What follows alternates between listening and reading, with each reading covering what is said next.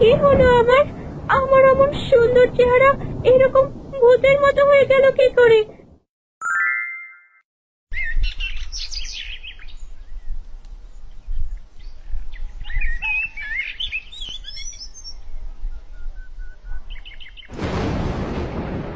এই যে, শুনছো?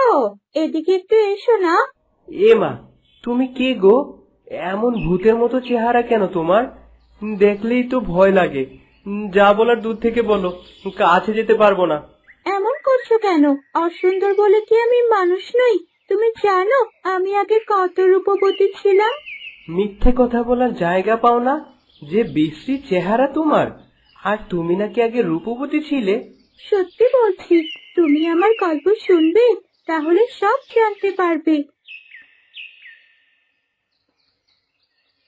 আচ্ছা আচ্ছা, কি গল্প তোমার শুনি? আর আমাকে ডাকলেই বা কেন? সব বলছি, শোনো। মা স্বপ্না, একটু বাইরে আয় তো। কি হয়েছে বাবা? এত ডাকছো কেন? তুমি জানো না এখন আমার রূপচর্চার সময়?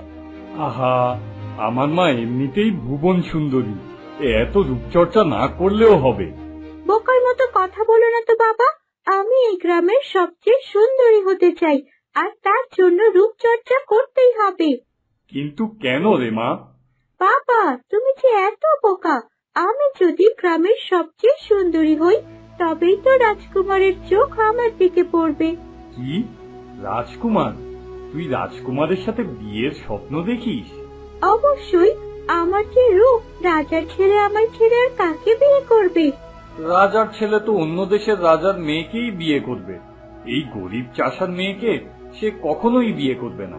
বাবা, তুমি পাগলের মতো কথা বলো না তো। আমি যত সুন্দরী, অন্য দেশের কোনো রাজকুমারীও এত সুন্দরী না। রাজকুমার আমাকে দেখলে কখনোই অন্য কোনো মেয়ের দিকে ফিরেও তাকাবে না, বুঝলে? যাই হোক, তুমি তোমার কাজে যাও। সময় হলে সব দেখতে পারবে। এখন আমাকে আমার কাজ করতে দাও। এত অহংকার আর উচ্চাকাঙ্ক্ষা তোর! এই অহংকারই একদিন তোকে শেষ করে দিবে, দেখিস।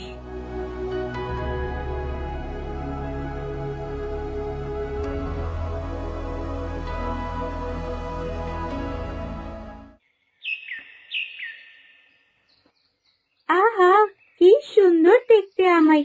আমার মতো সুন্দর এই পৃথিবীতে আর একজনও নেই। বাবা যে কি বলে